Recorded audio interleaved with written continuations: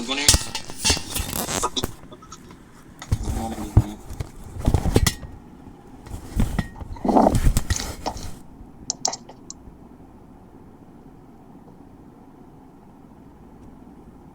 Now, let us start our class. So सबसे पहले हम लोग लास्ट डिस्कशन में मैग्नेटिक मोमेंट हम लोगों ने पढ़ा. According to topic magnetic moment हमारे पास एक प्रॉब्लम हमने सॉल्व किया था. इसमें मैग्नेटिक मोमेंट 0 आ रहा था, है ना. इसके लिए हम लोग फॉर्मूला अप्लाई करते हैं. Mu J is equal to g J into under root J plus 1 mu B, where g J is equal to 1 plus J plus 1 minus L plus 1 plus S plus 1 divided by 2 times J plus 1. So this is the formula for magnetic moment and Land's G factor. तो Land's G factor निकालना हो, magnetic moment निकालना हो, दोनों को एक दूसरे से रिलेट करके यहाँ कैलकुलेशन करना हो तो ये पॉसिबल दो फॉर्मूले हैं. ठीक है. So now for question when we have configuration क्या है? 4 electrons in 3D subshell. Actually excited states बहुत सारे पॉसिबल हो सकते हैं. There may be infinite number of excited states, but ground state तो एक ही होगा ना, ओनली वन ग्राउंड स्टेट. इसीलिए क्वेश्चन में अगर मेंशन नहीं किया है that means you have to consider ground state only ground state configuration consider करोगे. एक्साइटेड स्टेट में क्या होगा? 3D का 4 इलेक्ट्रॉन में से हो सकता है एक इलेक्ट्रॉन चला जाए, 3D 3 बन जाए और एक इलेक्ट्रॉन हो जाए 4f1.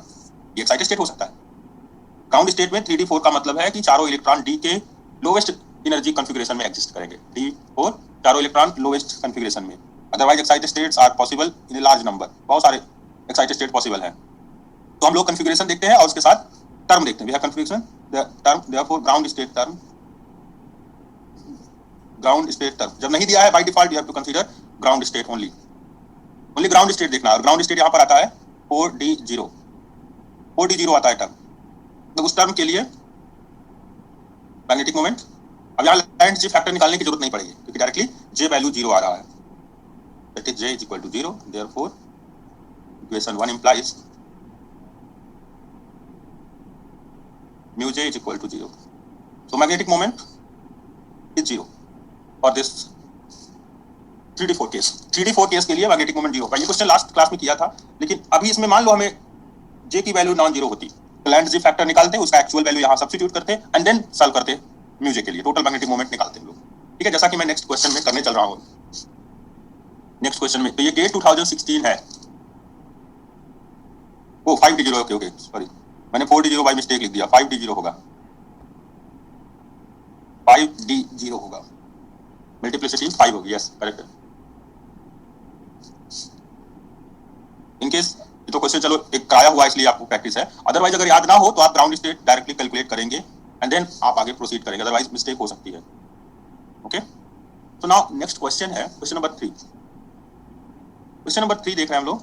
A beam of electrons each of rest mass m charge E इंटर्स in a uniform magnetic field B along z axis. तो z एक्सिस के अलोंग हमें ये वैल्यूज मिल रही हैं. तो पोटेंशियल एनर्जी क्या होती है अगर कोई भी मैग्नेटिक मोमेंट मैग्नेटिक फील्ड में एंट्री करता है तो वो आता है म्यू s. अब यहाँ स्पिन्स की बात कर रहे हैं, spin parallel and anti parallel. तो मैं मैग्नेटिक स्पिन मैग्नेटिक मोमेंट को मैग्नेटिक फील्ड के साथ इंटरेक्शन एनर्जी लेने में यूज कर रहा हूँ. तो क्या है यहाँ पे? Beam of electron each of rest mass m charge E इंटर्स in a uniform magnetic field along z axis. The energy separation between electron having spin parallel and anti parallel. तो मान लेता हूँ z एक्सिस है आपके पास. अब इस z axis के साथ आप म्यू s की वैल्यू को ट्राई कर रहे हो इंटरेक्शन निकालने के लिए. ठीक है, म्यू s और z का इंटरेक्शन चेक कर रहे हैं. तो म्यू s डॉट b हो जाएगा ये value minus mu s dot b. Magnetic moment के साथ इंटरेक्शन एनर्जी कैसे आता है? डॉट b, डॉट प्रोडक्ट निकाल के मैग्नेटिक फील्ड के साथ. तो this will be minus gs into E by 2m vector s dot product with b. तो यहाँ डॉट प्रोडक्ट विथ b लिखने के पहले मैंने म्यू s का पूरा फॉर्मूला लिख दिया. माइनस साइन इंटरेक्शन होता है इसलिए ये अट्रैक्टिव इंटरेक्शन है. अब ये माइनस साइन तो आपने यूज किया होगा इलेक्ट्रोमैग्नेटिक में भी. ये तो 9th 10th क्लास में 11th क्लास में शायद मुझे लग रहा है पहली बार पढ़ाते हैं, जब वो बोलते हैं कि म्यू s क्रॉस b लगाएंगे तो एक टॉर्क लगता है. टॉर्क क्या करता है? मैग्नेटिक मोमेंट को फील्ड की डायरेक्शन में ले जाने के लिए ट्राई करता है, मैग्नेटिक फील्ड के डायरेक्शन में वो अलाइन हो जाए. अलाइनमेंट मैग्नेटिक फील्ड के डायरेक्शन में ले जाने के लिए म्यू s क्रॉस भी लगता है और जो पोटेंशियल एनर्जी होता है वो म्यू s डॉट बी, क्योंकि ये अट्रैक्शन पोटेंशियल एनर्जी है, ट्राई करता है वो उसके डायरेक्शन में अलाइन करने के लिए। ओके,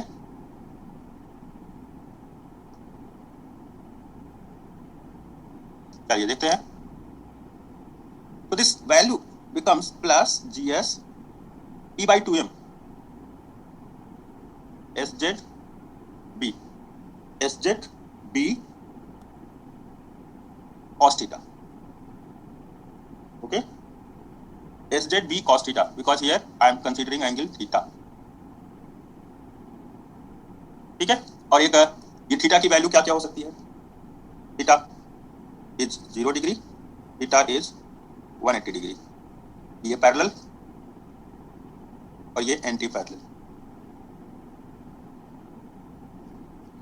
तो पैरेलल केस में पोटेंशियल एनर्जी फॉर पैरेलल क्या हो जाएगा? ये GS की वैल्यू होती है, अच्छा यहाँ पे रख देता हूँ, E by M, SZ का मतलब है MS H cut B cos theta, and so this value will be equal to EH upon 4 pi M MS cos theta। अब यहाँ पे इसको बोर मैग्नेटॉन के टर्म में नहीं लिखना, अच्छा H कट ही है, H कट डायरेक्टली अवेलेबल है, कोई बात नहीं। E यहाँ पर E H cut upon M, E H cut, अच्छा E B H कट लिखना बेटर रहेगा, जो क्वेश्चन में आंसर के साथ मैचिंग लिखना है। तो E H cut B by M, E B H cut upon M multiplied by MS into cos theta. तो यहाँ GS की वैल्यू 2 डिनोमिनेटर के 2 से कैंसिल हो गई, ये आपको पता है कि since GS value is 2।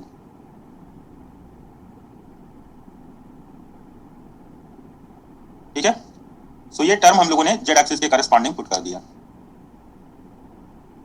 So this potential energy parallel will be having theta 0, theta 0 means EB H cut upon M, और MS की वैल्यू क्या होती है? MS वैल्यू होती है प्लस हाफ, या कह सकते हो कि आप अगर मैं cos थीटा की वैल्यू को पुट करूं, cos थीटा की वैल्यू पुट करूं, तो cos थीटा की वैल्यू हमें एक बार 0 डिग्री एक बार 180 डिग्री, तो एनर्जी सेपरेशन बताना है EB H कट। अब अगर आप MS H कट ले रहे हैं तो MS की वैल्यू ही एक्चुअली वो प्लस हाफ इसलिए आती है क्योंकि वो 0 डिग्री को करस्पॉन्ड करता है, माइनस हाफ इसलिए आती है क्योंकि वो 180 डिग्री के साथ माइनस साइन दे देता है। ठीक है, इसकी वैल्यू जो आएगी EB H cut by 2m हो जाएगा इंटू 1/2, और जब पोटेंशियल एनर्जी एंटी पैरेलल लेंगे,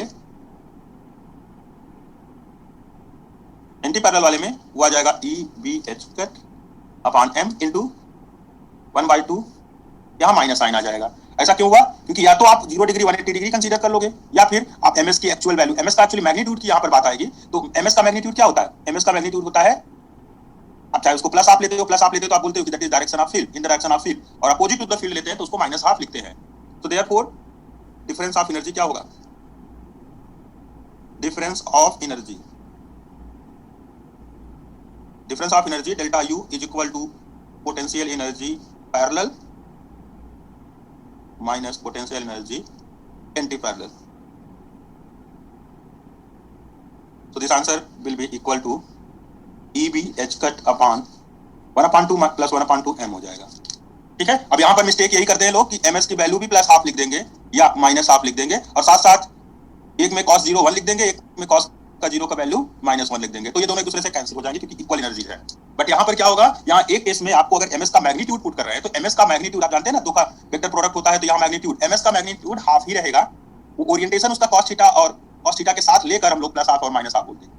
प्लस हाफ और एग्जैक्टली माइनस हाफ तभी होता है जो एग्जैक्टली पैरेलल या एंटी पैरेलल हम लोग मानते हैं उसको। तो पैरेलल वाले में MS की वैल्यू प्लस हाफ ली जाती है और माइनस हाफ ली जाती है एंटी पैरेलल में, बिकॉज वहां cos थीटा cos 180 डिग्री और cos 0 डिग्री इंक्लूडेड होता है, ये आपको ध्यान रखना है, अदरवाइज प्रॉब्लम हो जाती है कि दोनों को आपने साइमल्टेनियसली पुट किया तो ये MS का मॉड यहाँ पर रहता है। ठीक है, एक तरह से ये कंसीडर कर सकते हो, या फिर नहीं भी लिखोगे अंडरस्टूड है कि cos थीटा आना इसका मतलब है कि आप MS की value plus half minus half लेने वाले हो। Okay, magnetic spin quantum number has value of magnitude half, but its direction make it negative or positive.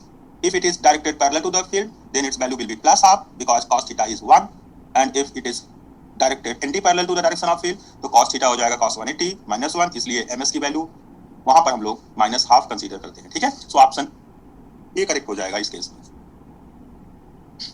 Question easy है, ऐसे क्वेश्चंस बहुत बार बना के देते हैं लोग पूछने के लिए। सो नेक्स्ट है question number 65। The ground state electronic configuration of rare earth ion Nd3+1 Nd3+ is palladium. Question में पैलेडियम है 4f3 5s2 5p6। Electronic configuration पे फोकस करें।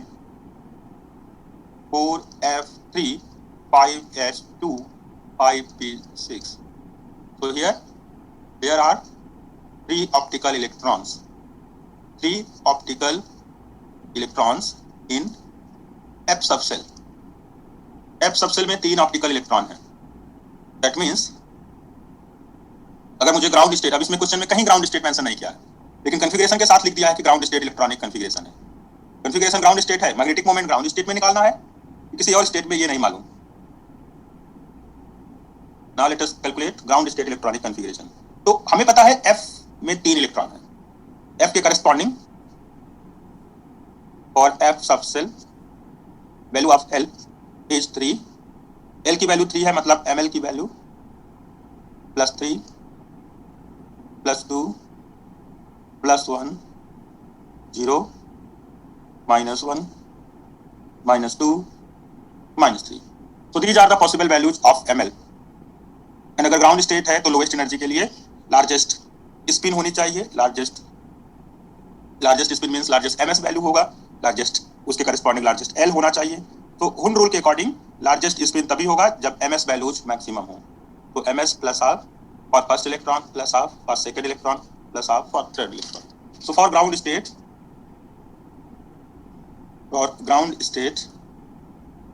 State S will be ms maximum.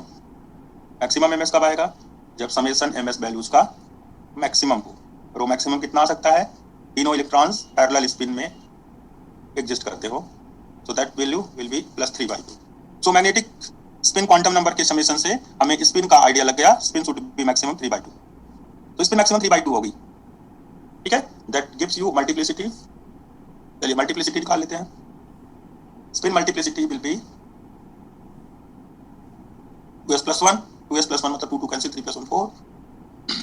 So now L value is magnetic ml जो quantum number है उसकी maximum value individual electrons के ml values का summation होगा, और वो भी हमें मैक्सिमम लेना पड़ेगा फॉर द मैक्सिमम स्पिन। जब मैक्सिमम स्पिन आई है उस कंडीशन को ध्यान में रखते हुए ml की मैक्सिमम वैल्यूज का क्या होगा? यहाँ पे मिलेगा +3 +2 +1। तो +3 for 1 electron, +2 for second, +1 for third. तो दिस विल बी +6। 6 आ गया। कौन सा टर्म होगा? टर्म क्या होगा? SPDF। बताइए टर्म क्या होगा? SPDF GHI। F में 3 होता है तो G के लिए 4 आएगा, H के लिए 5 और I के लिए। तो this implies I term. SPDF GH I 0 1 2 3 4 5 6। 6 corresponds to I। 6 I को correspond करता है। ये ABCD मत लेना, नहीं तो पता चला ABCD लेकर के फिर लिख रहे हो। ये SPD के बाद FGHI के चलने लगता है। SPD तक आपको पहले लेना पड़ेगा एंड देन जो अल्फाबेट्स हैं F के बाद वाले लेने पड़ेंगे। So this is I term. Now 6 नहीं लिखा मैंने ना, 6 लिखकर तब I टर्म लिखना चाहिए मुझे। So this is 6 and this represents I term। Okay, therefore J is equal to L plus S to L minus S। The value of J will be 6 plus 3/2 2 6 minus 3/2। So this value will be 6 2 12 3 12 3 15 15/2 और यहाँ 6 2 12 में से 3 9 15/2 13/2 11/2 and 9/2। Therefore ground state क्या होगा? Ground state configuration will be 4I 9/2। Therefore ground state term is 4I 9/2। तो 4I 9/2 यही term आपको मिला। अब इस टर्म के लिए मैग्नेटिक मोमेंट निकालना है। तो आपको पता है ये ग्राउंड स्टेट है लेस देन हाफ फील्ड के लिए, लेस देन हाफ फील्ड था इसलिए ये ग्राउंड स्टेट जे हो गया। ग्राउंड स्टेट में जे की वैल्यू आ रही है 9/2। Okay, so now try to calculate value of magnetic moment. So now therefore Lande's g factor, Lande g factor formula होता है इसका 1 plus J J plus 1, 1 plus J J plus 1 minus L L plus 1 plus S S plus 1 divided by 2 J J plus 1। Given है, check कर लो correct है कि नहीं correct है। गिवन तो है लेकिन वो आपने करेक्ट निकाला है, उससे करेक्ट वही वैल्यू आ रही है या कुछ चेंजेस हैं, या आपको आइडिया भी लग जाएगा कि आपका कैलकुलेशन ग्राउंड स्टेट सही है नहीं सही है। तो आप देख रहे हैं कि एस की वैल्यू, स्पिन की वैल्यू 3/2 है, एल की वैल्यू 6 है और जे की वैल्यू 9/2 है। Let us try to calculate this Lande g factor which is already given in the question. So this is 9/2 into 9/2 plus 1 means 11/2 minus L means 6, 6 plus 1 means 7 plus 3/2 into 3/2 plus 1 means 5/2। तो हम लोगों को confidence से ये check कर लेना है कि क्या हम लोगों ने जो ग्राउंड स्टेट टर्म निकालना है वो करेक्ट है। अगर करेक्ट है तो हमारा लैंड जी फैक्टर क्वेश्चन में दिए गए लैंड जी फैक्टर के इक्वल होगा। तो now let us calculate this term, this g J. और मुझे लगता है आप लोग ट्राई करके बता सकते हो कि ये 8/11 ही आ रहा है। ट्राई करें सब लोग। ओके, एक स्टूडेंट का आंसर भी आ गया, right. Okay, so therefore thus magnetic moment, magnetic moment पे बहुत अच्छा क्वेश्चन है ये। Total magnetic moment mu J is equal to g J into under root J J plus 1। मतलब बहुत बेसिक से क्वेश्चन लेकर के आपको पूरा मैग्नेटिक मोमेंट कैलकुलेट करा दिया। So Lande g factor 8/11 under root 9/2 into 11/2 into mu B, so value will be 3.61 something. ठीक है, आंसर आपको मिला है 8/11 multiplied by under root 99 divided by 2, तो 3.618 बोर मैग्नेटॉन। डेसिमल के 2 प्लेस तक बताना है, तो 3.62 इज द करेक्ट आंसर। तो बोर मैग्नेटॉन के अंदर ये आंसर करेक्ट हो जाएगा एक साथ। ठीक है, चलिए क्वेश्चन बहुत अच्छा है, गेट 2019 का क्वेश्चन है और क्वेश्चन में आपने स्टार्टिंग से किया लैंड जी फैक्टर हम लोगों ने वेरीफाई भी किया, यही आ रहा है। Value of Lande g factor is same as given in the question. इसलिए कंफ्यूजन दूर हो जाता है कि हमारा जो ग्राउंड स्टेट टर्म है वो सही है या गलत है।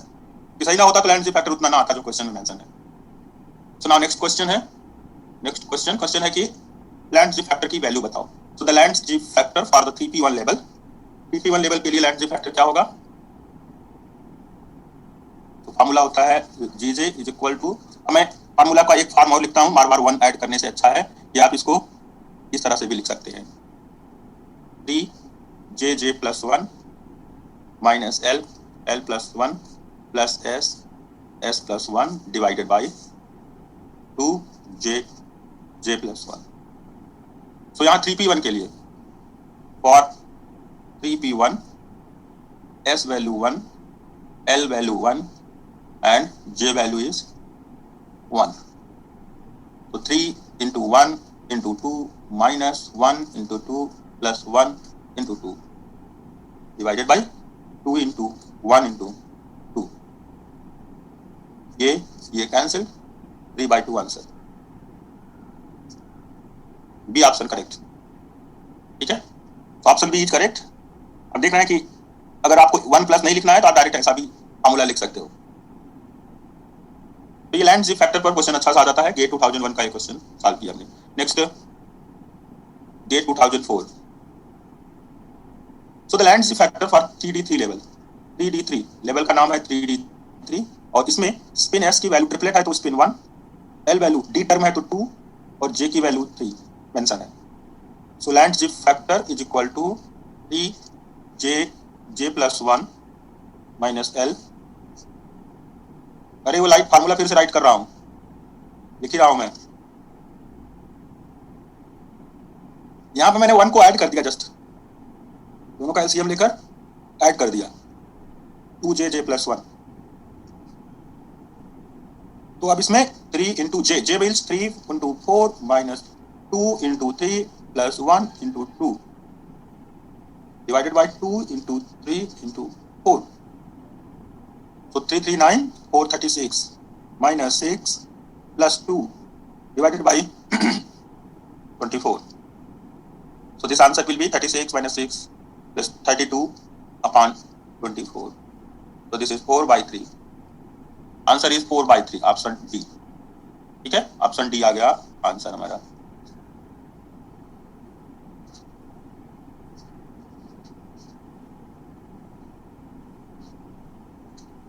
चलिए ठीक है,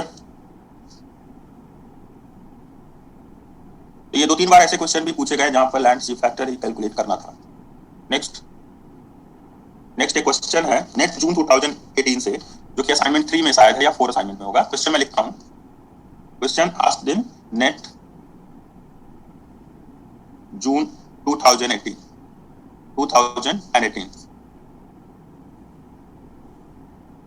क्वेश्चन है the value of the land G factor. Yes, question number 31. Assignment number Murtuza? Okay, assignment 3. Assignment number 3. Question number 31. Very good. So the value of land G factor for a fine structure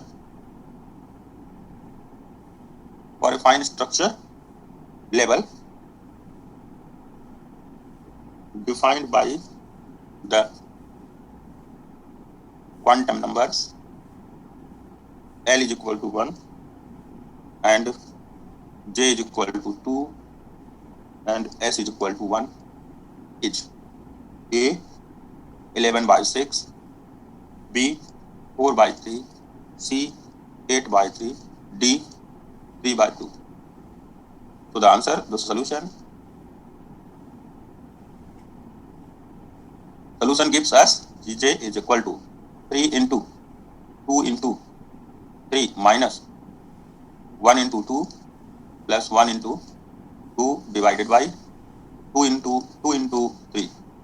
तो directly फार्मूले में put करके ये cancel हो जाएंगे. तो 3 into 2 into 3 divided by 2 into 3. So the answer is 3 by 2. ठीक है, तो क्वेश्चन आप देख रहे हैं कि नेट में भी 5 नंबर में ये क्वेश्चन आया हुआ था. ये एक बार 5 मार्क्स क्वेश्चन है ये, ध्यान रखना. ऐसे क्वेश्चन भी 5 नंबर में पूछे जा सकते हैं जहां आंसर निकालना जस्ट एक फार्मूले के बेस पर हो. फार्मूला याद तो सब कुछ याद, नहीं याद तो कुछ नहीं.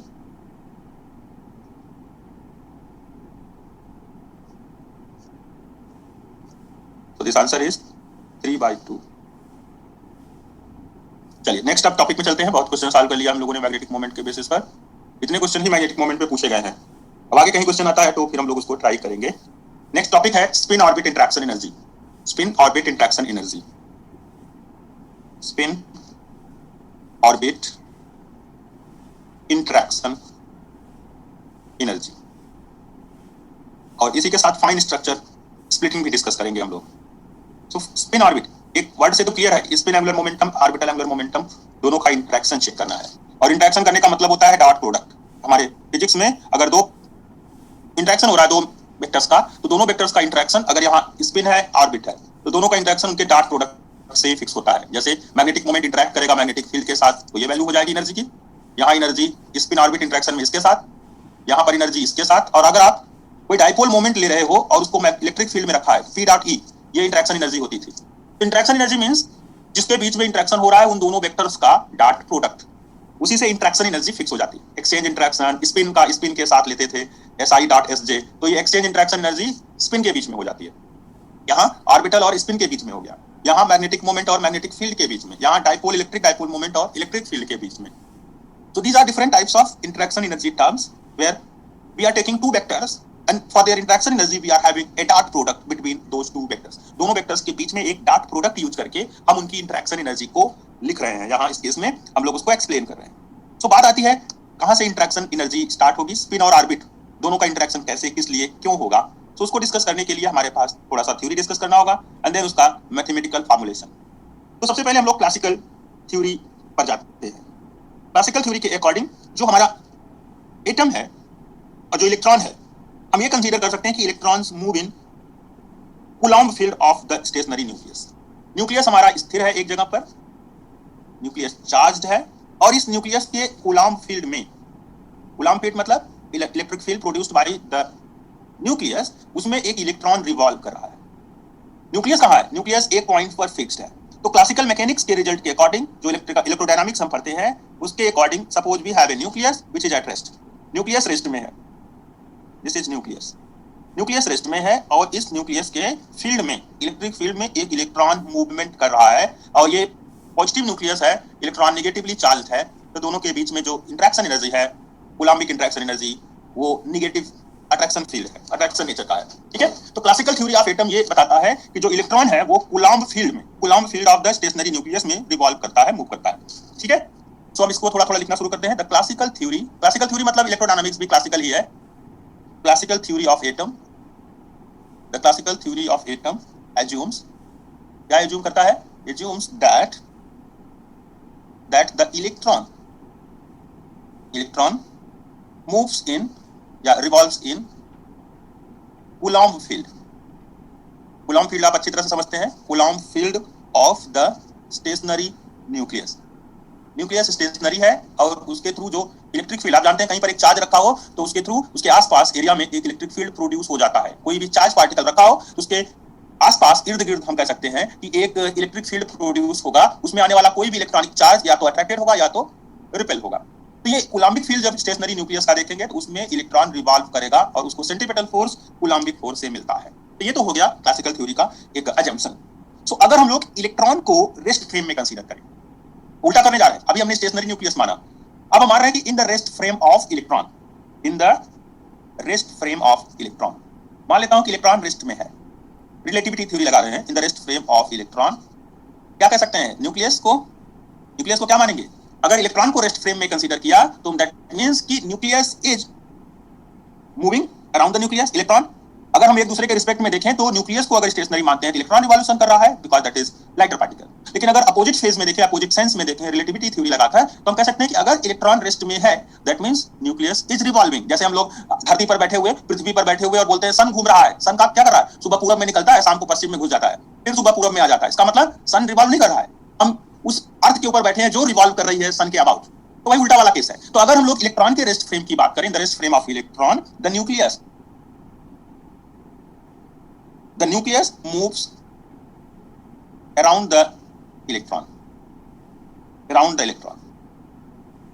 ये आप जानते हैं, बस डायरेक्शन अपोजिट हो जाएगा। जो अगर वो राइट क्लॉकवाइज रहा होगा तो एंटी क्लॉकवाइज या अपोजिट सेंस में कंसीडर करना पड़ेगा। सो ये हमारा न्यूक्लियस अगर रेस्ट में, इलेक्ट्रॉन मूव कर रहा है, इलेक्ट्रॉन के रेस्ट फ्रेम में हम न्यूक्लियस को बोल सकते हैं nucleus is moving. So the circulation of electron या न्यूक्लियस, जो भी हम बात करें, तो अगर यहाँ न्यूक्लियस को सर्कुलेट करा रहे हैं, the circulation of nucleus, circulate करने से, न्यूक्लियस के सर्कुलेट करने से अराउंड द इलेक्ट्रॉन एक करंट लूप फॉर्म होगा जो कि एक मैग्नेटिक फील्ड भी प्रोड्यूस करेगा eight the site of electron. So the circulation of nucleus around the electron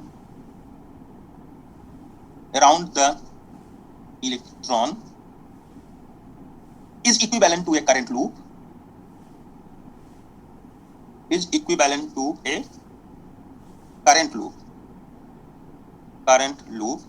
which produces, ये सब इलेक्ट्रोडायनामिक्स का रूल है, इलेक्ट्रोस्टैटिक्स का, which produces a magnetic, बात करें तो ये मैग्नेटिक फील्ड प्रोड्यूस होता है eight the site of electron, produces a magnetic. अब यहाँ थोड़ा सा इलेक्ट्रोस्टैटिक, इलेक्ट्रोमैग्नेटिक दोनों को यूज कर रहे हैं। तो यहाँ पर चार्ज क्योंकि मूविंग है, तो मूविंग चार्ज के कारण सेंटर पर जहां इलेक्ट्रॉन हमने कंसीडर कर रखा है, जिसके अबाउट न्यूक्लियस रिवॉल्व करेगा, उस पॉइंट पर एक मैग्नेटिक फील्ड प्रोड्यूस होगा, a current loop which produces a magnetic field at the site of electron. तो रिलेटिविटी अप्लाई कर दिया, साथ साथ हमने वहां ये मान लिया कि न्यूक्लियस अगर रिवॉल्व कर रहा है, means there is a charge moving around the electron, then at the site of electron there will be some magnetic field produced by motion of nucleus. तो ये जो मैग्नेटिक फील्ड इलेक्ट्रॉन की site पर produce हो रही है, ये electron के स्पिन मैग्नेटिक मोमेंट से इंटरैक्ट करेगी। So the intrinsic spin magnetic moment of electron will interact with this magnetic field. तो जब ये प्रोड्यूस हो रहा है तो मैग्नेटिक फील्ड की वैल्यू किसी वहां पर साइट ऑफ इलेक्ट्रॉन पर प्रोड्यूस हो रही है। सो नाउ इलेक्ट्रॉन वहां पर पहले बैठा हुआ है अपना intrinsic property spin magnetic moment लेके। अब यहाँ इस सेंस में हम लोग इलेक्ट्रॉन को रेस्ट में कंसीडर कर रहे हैं, दैट मींस इलेक्ट्रॉन रेस्ट में है, there is no revolution, consider नहीं कर रहे हैं रिवॉल्यूशन ऑफ इलेक्ट्रॉन। रिवॉल्यूशन तो हम उल्टा सेंस में ले रहे हैं न्यूक्लियस का,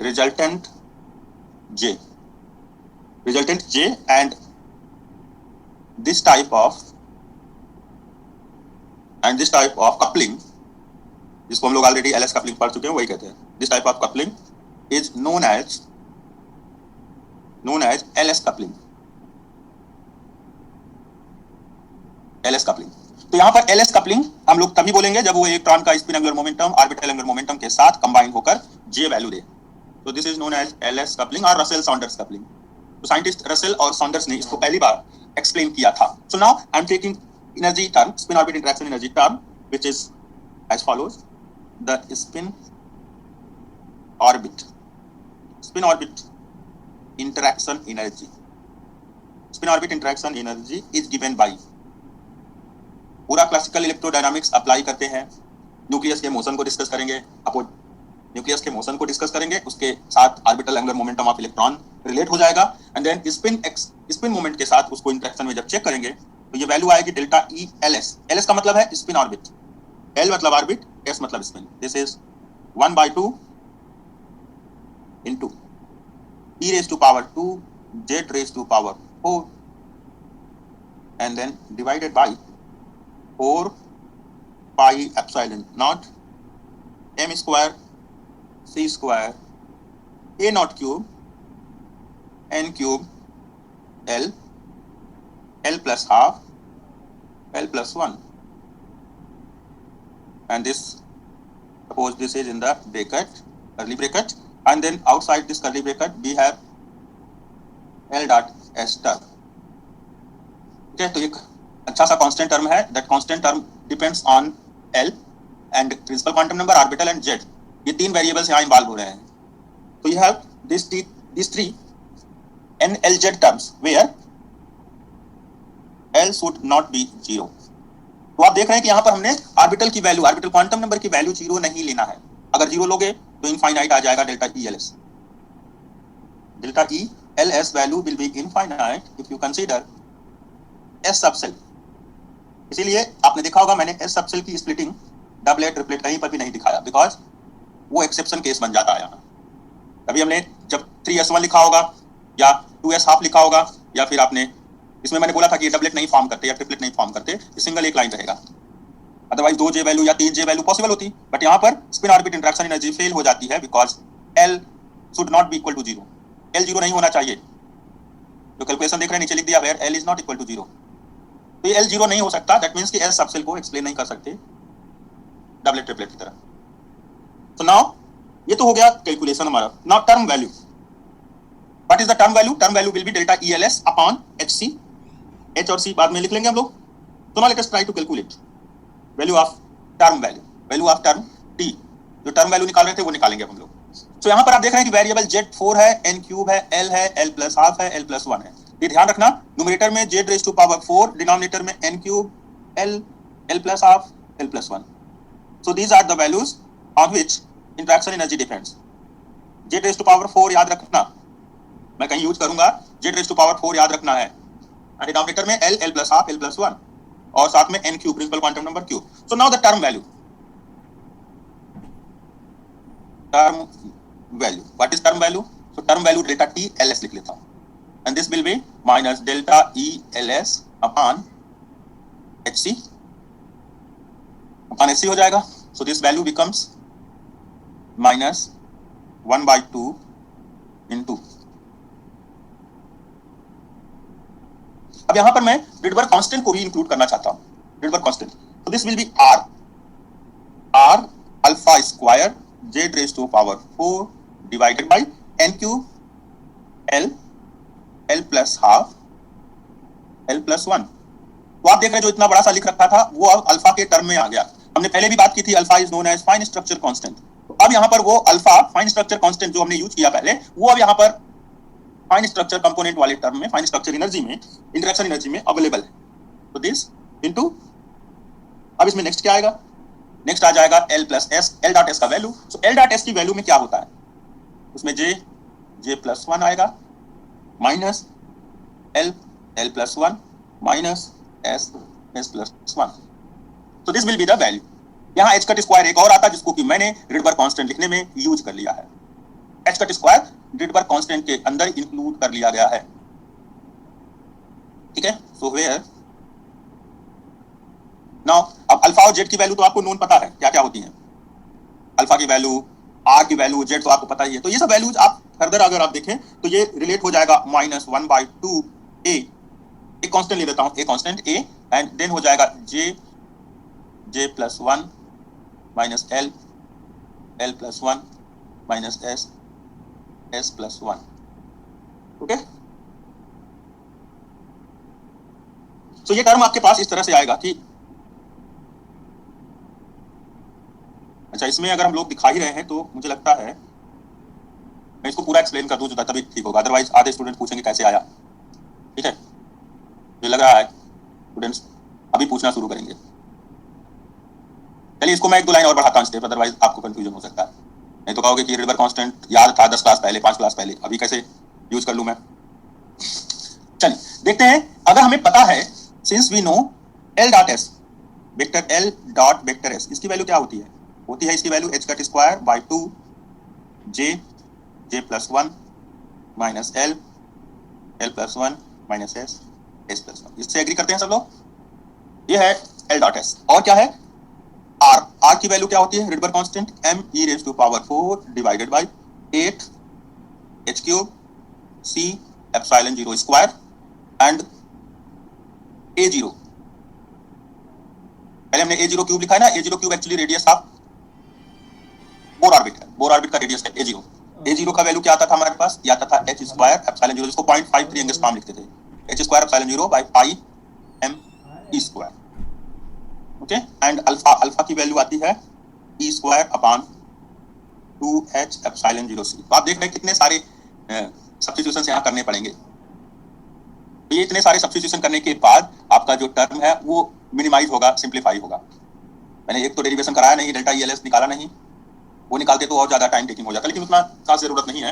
मैं इसको जस्ट इतना करके ये सब वैल्यूज अगर मैं पुट करूं तो मेरा 1/2 इंटू जे प्लस 1 वाला वैल्यू लिख दिया तो ये हो जाएगा e square Z raise to power 4। Okay, और ये 1/2 हो जाएगा। 1/2 एक पहले से ही है, एक 1/2 और आएगा तो ये हो जाएगा 1/4 e raise to power 2 Z raise to power 4 तो पहले से ही है, एक h कट स्क्वायर इससे आएगा जो इस साइड में लिखा हुआ है, इससे h cut square divided by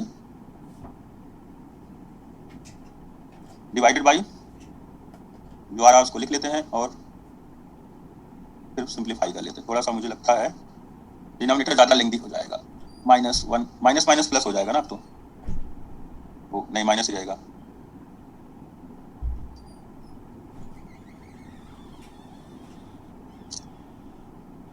अच्छा, L प्लस एस करते थे तो L plus S L square S square,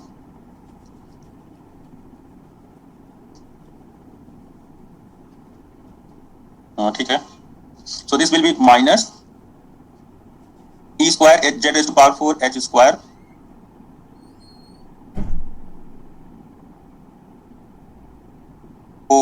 pi epsilon 0 m square c square a naught Q.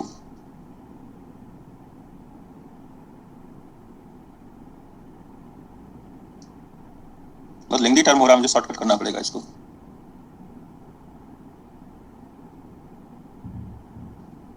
m square c square a naught cube into एक bracket में आएगा n cube l plus half l plus 1। ठीक है, और अभी hc से divide भी किया हुआ है आपने, इस वाले में आपने h और c से डिवाइड भी किया है। हाँ, फार्मूला तो याद करना ही पड़ेगा, क्या करोगे, लेकिन थोड़ा नेचर पता रहता है ना तो बेटर रहता है, कैसे न्यूमरेटर डिनोमिनेटर में क्या क्या वैल्यूज आती हैं, क्योंकि क्वेश्चंस का कोई भरोसा नहीं है कहाँ से उठा के क्या दे दे। हालांकि डेरिवेशन तो नहीं दे सकता कोई क्वेश्चन आपको, लेकिन फिर भी क्या देगा कोई आइडिया नहीं। लेकिन याद रखना है n क्यूब है, l है, l प्लस हाफ है, l प्लस 1 है डिनोमिनेटर में, जो कि वेरिएबल है, वेरी कर सकते हैं। चलिए अब ये यहां तक आ जाएगा। तो इसमें h और c भी डिवाइड करना पड़ेगा, तो मैं यहां पर 1/hc लिख देता हूं। ठीक है, और फाइनली जब ये 1/hc वहां करूंगा तो ये मेरे पास वैल्यू बन जाएगा। आप a0 की वैल्यू भी रखेंगे, सारा कुछ रखने के बाद फिर ये बनेगा -1/2 r alpha square Z raise to power 4 divided by n cube l plus half L plus 1 और फिर यहाँ पर J plus 1 minus L plus 1 minus S plus 1 बन जाएगा ये, ठीक है। तो अब यहाँ पर मैं वैल्यू में एक कांस्टेंट कंसीडर कर सकता हूँ। So now we can have constant term minus 1/2 a j plus 1 minus L plus 1 minus S plus 1 and this is delta TLS। तो अब मैंने जो स्मॉल a लिखा है वो a टर्म क्या किसके ऊपर डिपेंड करेगा? स्मॉल a जो एक कांस्टेंट मैंने कंसीडर किया that a depends on values of n l z, ये तीन पर डिपेंड करता है, n l z पर।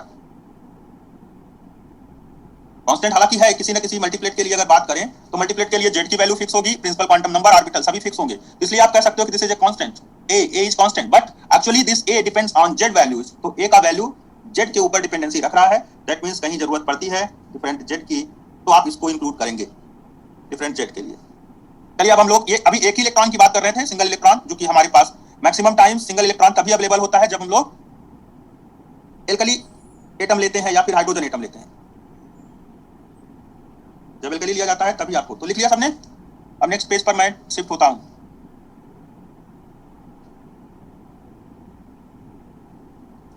चलिए नेक्स्ट पेज पे चलते हैं। तो जब कांस्टेंट a की बात करेंगे तो ये कांस्टेंट a पूरा का पूरा ये लिखा हुआ है मैंने यहां ब्रैकेट में है, a means r alpha square z raised to power 4 divided by n cube l plus 1 l plus half। तो where a is, next page पर लिखता हूं, where a is r alpha square z raised to power 4, मेरा alpha थोड़ा proportionality जैसा रहता है, तो this n cube l plus half l plus 1, so this is the constant, is constant or fixed value of n l and z। n l और z के साथ ये कांस्टेंट रहेगा, this constant a is called as, this constant a is called as, this constant a is called as, इस a को क्या कहते हैं? Coupling constant, coupling constant. क्या बोल रहे हैं? hc कहां गया?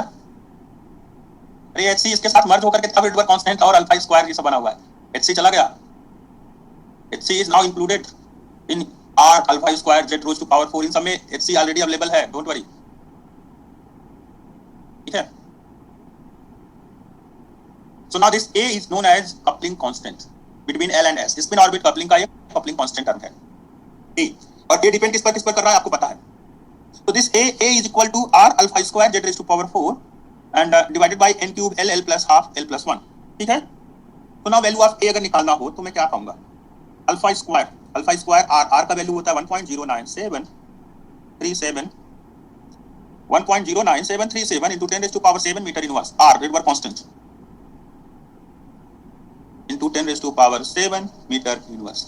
So this is Rydberg constant, value of alpha की वैल्यू होती थी 1/137 square multiplied by z raised to power 4 divided by n cube l plus half l plus 1। जो कांस्टेंट्स हैं उनकी वैल्यूज हमने पुट कर दी, n क्यूब है, l प्लस हाफ है, l प्लस 1 है। बताइए क्या आएगा इसका मीटर इनवर्स में वैल्यू या सेंटीमीटर इनवर्स में value?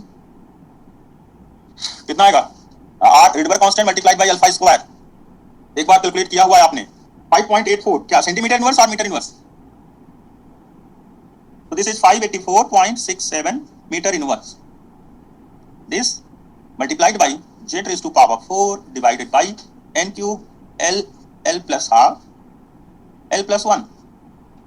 So this l value should be fixed, orbital quantum number fix होना जरूरी है, प्रिंसिपल क्वांटम नंबर भी फिक्स होना मस्ट है, ठीक है। तो ऑर्बिटल और जो हमारा प्रिंसिपल क्वांटम नंबर है अगर ये दोनों फिक्स हो तो यहाँ इसकी वैल्यू निकाली जा सकती है। तो इसको मैं 5.84 सेंटीमीटर इनवर्स लिख लेता हूँ, ठीक है, and multiplied by z raised to power 4 divided by n cube l plus half l plus 1। तो ये वैल्यू कांस्टेंट a की है, constant coupling constant a is equal to 5.84 centimetre inverse multiplied by z raised to power 4 divided by n cube l plus half l plus 1. So this is the coupling constant which depends on values given by these terms. तो अब मैं इस coupling constant को use कर लेता हूं term value में, ठीक है। टर्म वैल्यू में मैं इसको यूज कर लेता हूं। तो डेल्टा टीएलएस में अगर ए की वैल्यू यूज करूंगा तो therefore term value delta TLS will be equal to -5.84 centimetre inverse multiplied by z raised to power 4 divided by n cube l plus half l plus 1। लेकिन एक 2 साथ में आ जाएगा क्योंकि 1/2 भी था, a/2 था, तो 1/2 यहाँ 2n क्यूब हो गया, okay. 2n cube l plus half l plus 1। तो ये टर्म्स लेते हुए हम लोग आगे अपना कैलकुलेशन करते हैं। तो स्पिन ऑर्बिट इंटरेक्शन एनर्जी के थ्रू कितनी स्प्लिटिंग आएगी, स्प्लिटिंग निकालने के लिए अब मुझे इसको यूज करना है। सो j plus 1 minus l plus 1 minus s plus 1 bracket closed. So now let us try to calculate spin orbit term, spin orbit interaction energy कितना वैल्यू आएगा किसी पर्टिकुलर केस को लेकर ट्राई करना हो तो उसको लेकर के देखते हैं। So for a single electron, अब मैं फोकस कर रहा हूं सिंगल इलेक्ट्रॉन एग्जांपल लेकर के। एग्जांपल मेरे पास है for a single electron, for a single electron मतलब like hydrogen atom, for a single electron in hydrogen like atom कह सकते हैं हम लोग।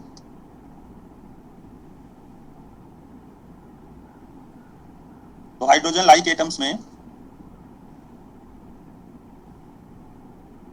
या फिर आप अब यहाँ पर तो सिंगल इलेक्ट्रॉन की बात आ रही है, सिंगल वो इलेक्ट्रॉन ऑप्टिकल इलेक्ट्रॉन भी मान सकते हैं।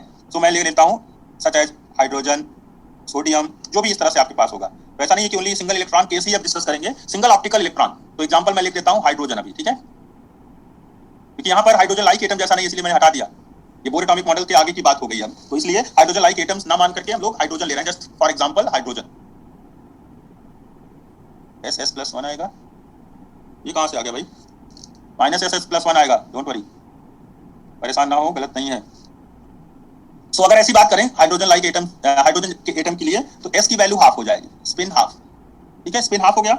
j वैल्यू क्या आएगा, j value l plus half to l minus half होगा। और जब हम देखेंगे तो दोनों के बीच में डिफरेंस ही 1 है, तो ये l plus half and l minus half, only दो ही वैल्यू रह जाएगी। तो जो j की वैल्यू आ रही है वो l प्लस हाफ और l minus half, only 2 values are possible.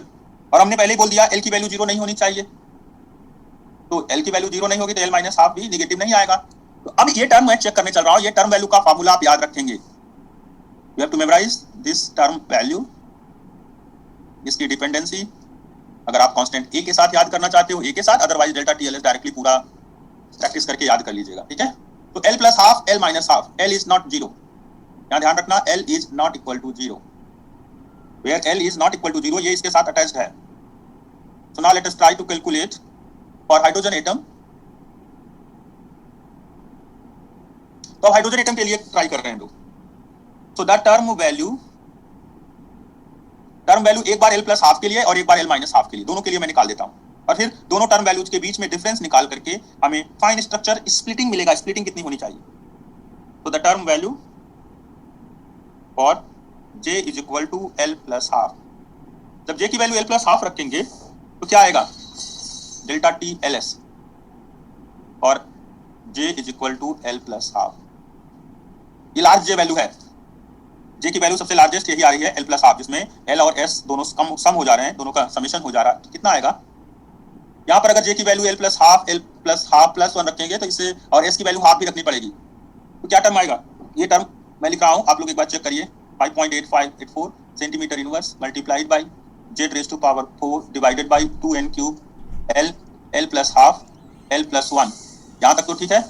Next जब इसकी बात करेंगे तो इसमें j की वैल्यू है l प्लस हाफ, और फिर l plus half plus 1 means 3/2 minus l plus 1 minus half into 3/2। इसकी वैल्यू क्या आएगी टोटल बताएं, इसकी वैल्यू क्या आएगी, ये आएगा l square plus half l plus 3/2 l plus 3/4 minus l square minus l minus 3/4, 3/4 cancel, l square cancel, ये पूरा l कितना बनेगा, ये 3 1 4 2 l हो जाएगा, एक l ये रहेगा, तो एल आ जाएगा ओनली। ठीक है, चेक कर लीजिएगा ऐसे ही आप।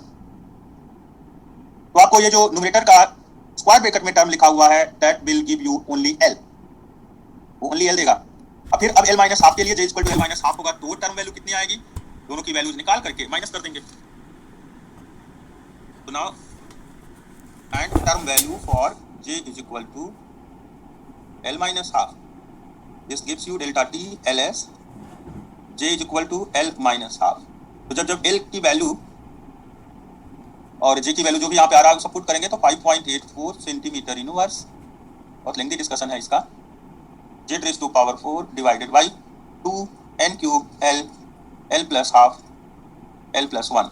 जब इसके कैलकुलेशन पर देखेंगे तो l माइनस हाफ, जे की वैल्यू l माइनस हाफ लिख रहा है तो minus half plus 1 plus half हो जाएगा, माइनस l प्लस 1 माइनस 1/2 3/2। ये वैल्यू कितनी आ जाएगी ब्रैकेट में, स्क्वायर ब्रैकेट में l square minus 1/4 minus l square minus 1 minus 3/4, l square cancel. ठीक है, और यहाँ माइनस आ रहा है l प्लस 1। ठीक है, तो यहाँ माइनस l एक आएगा और एक माइनस 3/4 माइनस 1/4 माइनस 1 हो जाएगा, तो माइनस के साथ माइनस l प्लस 1 आ जाएगा। ठीक है, तो स्क्वायर ब्रैकेट के अंदर रह जाएगा minus l minus 1, that means कि वो माइनस टर्म बन गया। तो आपको अब समझ में आ रहा होगा कि जो हम लोग एनर्जी निकाल रहे हैं उसमें एक पॉजिटिव एक निगेटिव, एक्चुअली यही कैलकुलेशन हम लोग न्यूक्लियर में भी करते हैं। न्यूक्लियर में भी इस तरह का टर्म वैल्यू आता है और इस तरह का कैलकुलेशन करना पड़ता है। अलग बात है कि उसको वहां पर शायद इस तरह से आपने ना पढ़ा हो डिटेल में, लेकिन श्योर है कि वो यहाँ पर भी और वहां पर दोनों केसेस में इस तरह से, वहां पर 2p हाफ 1p हाफ और 1p 3/2 normal triplet normal singlet वहां पर भी आते हैं। तो माइनस l प्लस 1 आ रहा है सेल मॉडल में होगा, yes in the cell model. इसलिए दोनों को अगर पढ़ोगे तो तब लगेगा कि हाँ मैंने इतना टाइम इसमें दिया, दोनों का कैलकुलेशन सही आ रहा है। तो l और l प्लस 1 दो वैल्यूज आ रही हैं और दोनों का अब हम लोग कैलकुलेशन चेक कर लेते हैं। सो 10 अब ये जो स्प्लिट ऑर्बिट इंटरेक्शन कॉज दे रहा है वो क्या दे रहा है, एनर्जी स्प्लिटिंग, एक एनर्जी ऊपर एक एनर्जी नीचे जा रही है, एक अपवर्ड हो रहा है एक डाउनवर्ड, जो हमारा डिस्प्लेसमेंट हो रहा है एनर्जी लेवल का वो एक अपवर्ड और एक डाउनवर्ड है। thus the spin orbit interaction, एक में प्लस टर्म आ रहा है एक में माइनस टर्म, तो एक प्लस वाला ऊपर ले जाएगा माइनस वाला लोअर एनर्जी की तरफ शिफ्ट कर देगा। So the spin orbit interaction causes each term मतलब एनर्जी लेवल, टर्म मतलब एनर्जी लेवल हमने पहले बात की है, each term that is energy level of A given L, given L मतलब एल कांस्टेंट लेना है, of A given L two split into two terms, दो टर्म्स में अब ये बना रहा है, दो terms of different J values, different. इस स्टेटमेंट पर ध्यान रखना, स्टेटमेंट के कारण सारा थ्योरी क्लियर हो जाएगा। तो to split into two terms of different J values, one displaced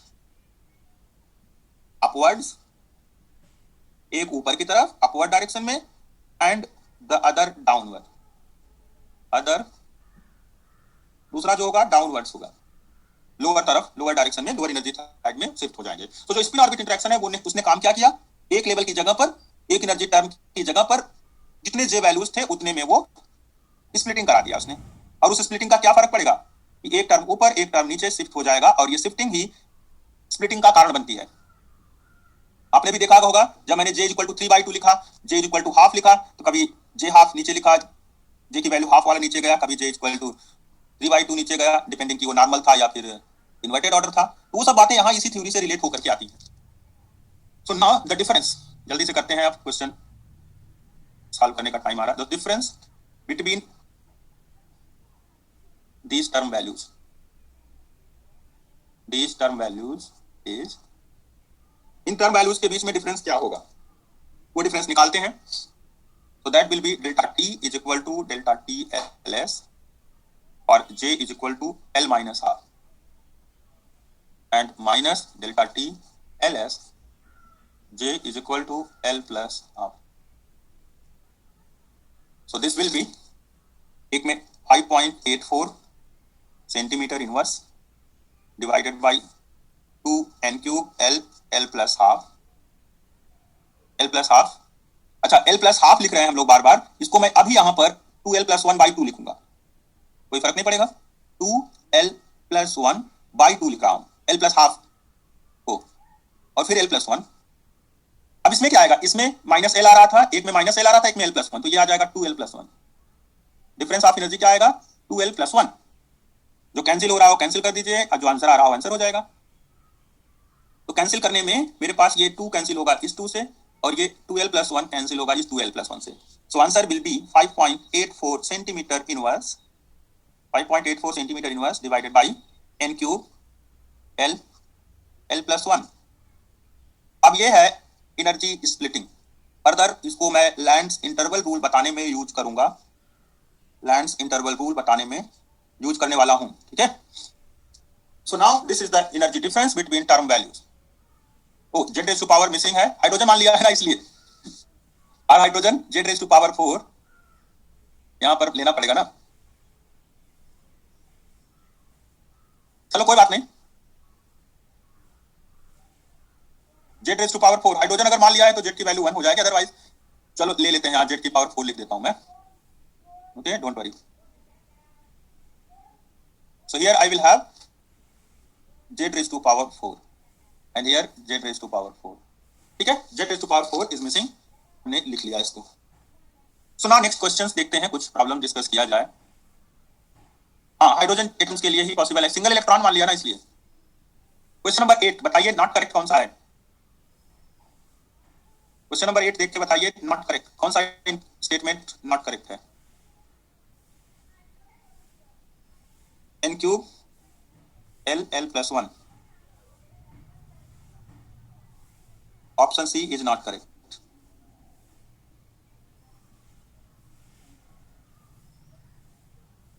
ठीक है, यहां पे लिख रखा ना hydrogen like atom. Hydrogen like का मतलब सोडियम वगैरह जैसे हैं, हीलियम प्लस अगर बना दोगे तो भी हाइड्रोजन लाइक हो जाएगा।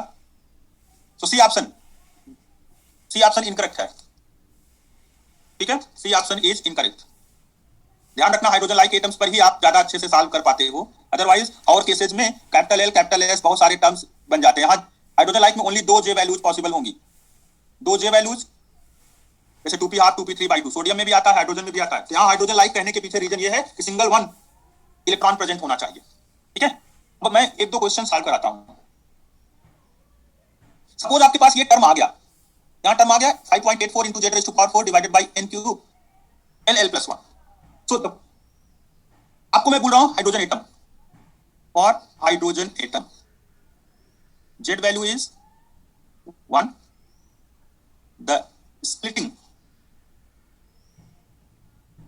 between 2p½ and 2p3/2 terms. क्या होगा स्प्लिटिंग बताएं, 2p½ और 2p3/2 टर्म्स के बीच में।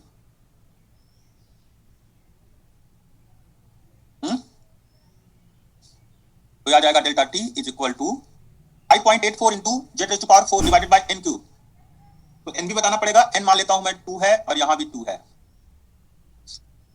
तो delta T 5.84 multiplied by 1⁴ divided by n cube 2⁴ multiplied by l 1 into 2, ठीक है। क्या वैल्यू आएगी,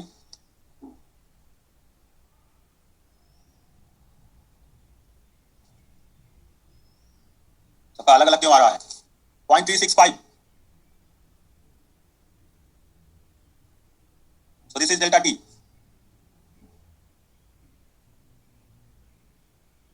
.365. The splitting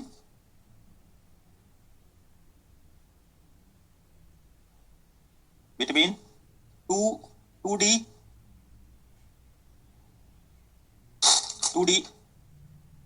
5/2 and 2D 3/2 terms.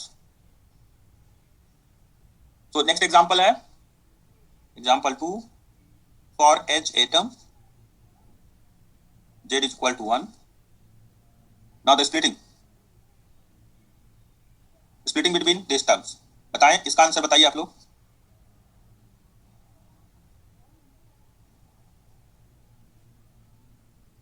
To raise to power 3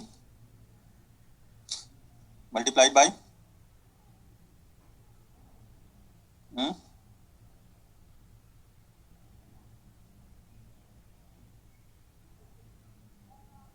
क्या आएगा 0.121, ओके।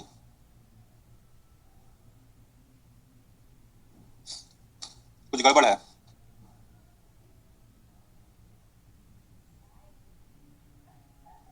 यहाँ 3 होना चाहिए ना, n की वैल्यू 3 होनी चाहिए कि नहीं 3 होनी चाहिए? अगर मान लो 3 रखते हैं तब क्या आएगा?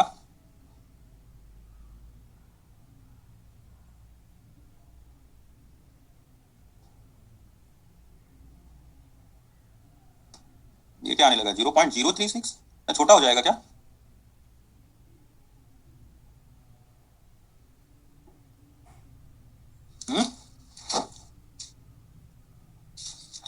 स्मॉलर एनर्जी और हो जा रहा है तो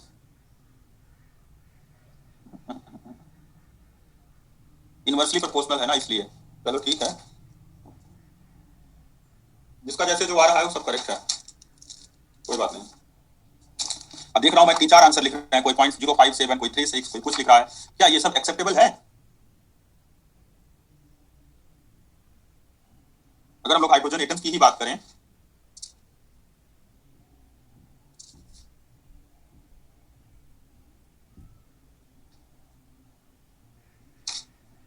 पॉइंट 036, 2-3 आंसर लिख रहे हैं आप लोग, मिस्टेक है भाई, कुछ ना कुछ मिस्टेक्स हैं।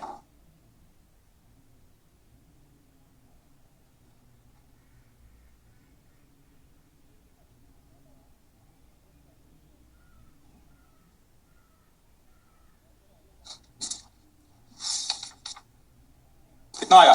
5.36, 5.86 बाई 0.036 है ना?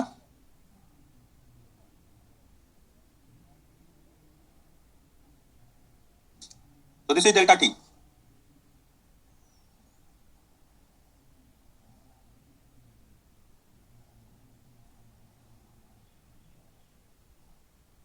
चलिए कोई बात नहीं, 359 n इज इक्वल टू 3 के साथ, ओके कोई बात नहीं, ये जस्ट एग्जांपल है भाई, इसमें हम लोग क्यों फोकस करें बहुत ज्यादा, हमने जो मान के रखा है n और z की l की वैल्यू उसके अकॉर्डिंग तो करेक्ट ही ना ये। So now let us try to have sub problem. s होगा तो 0 हो जाएगा, इसीलिए तो मैंने बोला जनैत कि s sub cell never splitted in the ls coupling. ls coupling में s सब सेल में जो s टर्म होगा वो कभी स्प्लिट नहीं होता। s sub cell s sub cell का बोल रहा हूं इनफाइनाइट हो जाएगा भाई, l की वैल्यू डिनोमिनेटर 0 है, तो डिनोमिनेटर 0 है, तो मैंने तो पहले थ्योरी में ही बोल रखा था कि l should not be equal to 0। मैं लूंगा क्यों एग्जांपल जनायत, L is not equal to 0, ये हमारा एक्सेप्शन केस हो जाता है, इसलिए इसको लेने का जरूरत ही नहीं आपको। तो now we have problems, this problem question number 13। So if the doublet splitting of first excited state of helium plus is 3.67, so for helium plus this delta T is equal to 3.67 centimeter inverse. So for H atom delta T, for hydrogen atom will be delta T for helium plus multiplied by Z of helium plus sorry hydrogen divided by helium, दोनों के jet atomic numbers का ratio हो जाएगा, jet of hydrogen atom divided by jet of helium power 4, so this will be 3.65 centimeter inverse multiplied by 1/2 raised to power 4, so this will be 0.23। Questions के according आपको ये solve करना पड़ेगा, आपको पता है जेट के साथ इस तरह से ये चेंज होता है और उसी का यूज करेंगे आप लोग फॉर्मूले में। 0.23 मतलब ऑप्शन ए, ऑप्शन ए आ गया। Next question number 63। ऐसा नहीं है कि नेट में ऐसे क्वेश्चन नहीं पूछे जाते, ये गेट का क्वेश्चन है, 2 नंबर, ये जो 30 नंबर है। Now if the fine structure splitting between hydrogen for hydrogen atom delta T hydrogen atom is 0.4 centimetre inverse, वही 0.365 को ये 0.4 लिख रहे हैं। So the corresponding splitting for lithium 2 plus delta T for lithium 2 plus will be equal to delta T for hydrogen multiplied by Z for lithium divided by Z for hydrogen, power will be 4, so 0.4 centimetre inverse multiplied by 3 divided by 1 raised to power 4, so this will be 32.4 centimetre inverse. Question ये भी बहुत simple है, यहाँ पर लिख देना since delta T is proportional to z raise to power 4। यहाँ पर भी लिख देना since delta T is proportional to z raise to power 4। ठीक है, 8 नंबर, 13 नंबर, 63 नंबर सभी क्वेश्चंस सेम थ्योरी पर बेस्ड है और इसी के लिए आज ये थ्योरी पूरा डिस्कस करना पड़ा।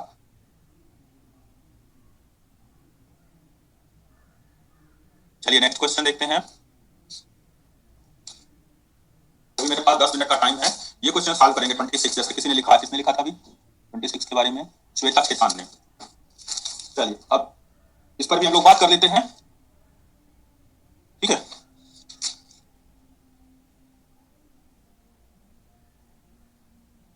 तो हम लोगों ने टर्म वैल्यू निकाला, टर्म वैल्यू कैलकुलेट किया, उसके अकॉर्डिंग बहुत सारे कैलकुलेशंस किए अभी रिसेंट में। अब हम लोग चेक करते हैं ये जो वैल्यूज हमने अभी कैलकुलेट की थी वो कितना आया था, सबको याद है? डेल्टा टी कितना आया? डेल्टा टी में हमारे पास टर्म्स अवेलेबल थे, स्मॉल ए था, स्मॉल ए बाई 2 था ना, लिखते हैं, फिर से वापस चले जाते हैं, देख लेते हैं।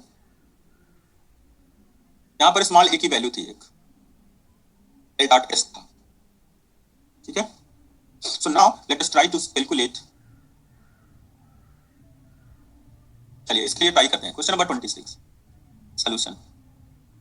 सो एच एक स्पिन ऑर्बिट इंटरेक्शन एनर्जी के लिए हैमिल्टोनियन लिख दिया या एच लिख दिया, जिसकी value A L dot S या बता रहे हैं, A into L dot S. अब ये कपलिंग कांस्टेंट ए जो लिखा हुआ है, this is different from our calculation, हमारे कैलकुलेशन से ये डिफरेंट है, याद रखना। ये स्मॉल ए जो है हमारे कैलकुलेशन में दूसरी तरह से था, यहाँ पर दूसरी तरह से लिखा गया। हमने वहां पर माइनस ए बाई 2 समथिंग पाया था और साथ में J J plus 1 minus L L plus 1 minus S S plus 1 इस तरह से कुछ पाए थे हम लोग। ठीक है, अब इनका देखते हैं क्या लिखा हुआ है। तो ये a बाई 2, अगर मैं बात करूं तो एल डॉट एस का वैल्यू जो आएगा, एल डॉट एस ये आपको आता है J J plus 1 minus L L plus 1 minus S S plus 1, H cut square पूरा बाहर रहेगा और 2 रहेगा, a H cut square by 2 J J plus 1 minus L L plus 1 minus S S plus 1, यही वैल्यू रहेगी a H cut square by 2। जब आप L dot S की वैल्यूज पुट कर दोगे तो ये टर्म आएगा आपके पास। इसका क्या मतलब हुआ? अभी तक जो आप कांस्टेंट ले रहे थे और यहां पर जो कांस्टेंट्स है उसमें थोड़ा सा चेंजिंग है, वो चेंजिंग आपको समझ में आ रही है। वो चेंजिंग क्या है? आप जो कांस्टेंट अभी तक लेके चल रहे थे उसमें और इसमें क्या डिफरेंस है, बता सकता है कोई student?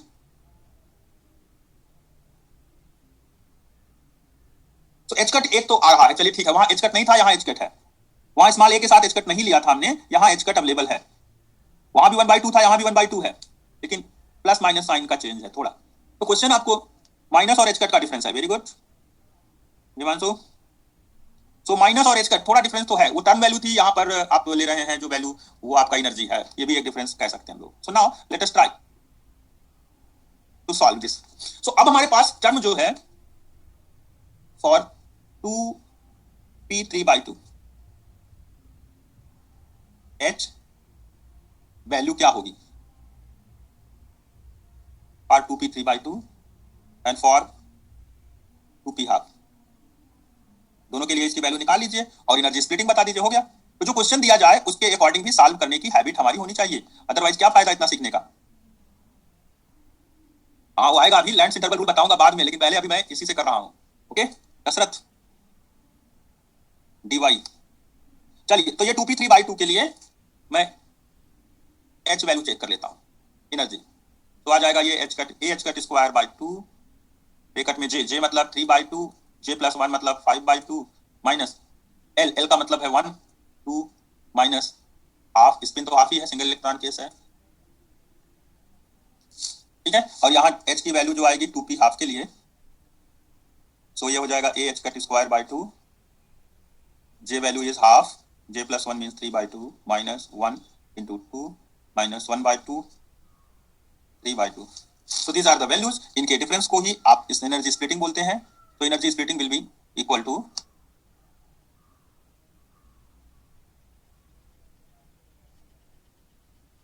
therefore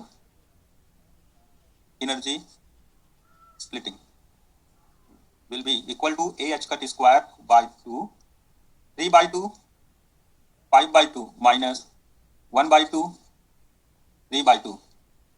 So this will be 3/2 common ले लेंगे, 5/2 - 1 2 आ जाएगा, 2 कैंसिल, AH कट स्क्वायर। तो कभी कभी हम लोगों को ऐसे क्वेश्चन भी मिलेंगे जिसमें आपको H कट स्क्वायर भी लिखना पड़ेगा, शो करना पड़ेगा, दिखाना पड़ेगा। चलो ये क्वेश्चन हो गया। नेक्स्ट देखते हैं।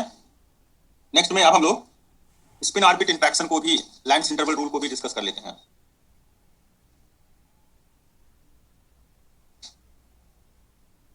अगला क्वेश्चन लैंस इंटरवल रूल पर ही बेस्ड है। चलो उसको अगली क्लास में करेंगे, छोड़ देते हैं अभी। अगर मैं ये क्वेश्चन पूछूं नंबर ऑफ अलाउड ट्रांजिशन, चलो ये छोड़ देते हैं अभी, नया क्वेश्चन लेने का टाइम नहीं है, टाइम पे 2-3 मिनट बचता है अभी। ओके, 10 बजने में 2-3 मिनट ही है। क्वेश्चन बताइए, किसी को कुछ पूछना है तो स्टूडेंट्स, डाउट है तो बताएं कुछ। स्लाइड 13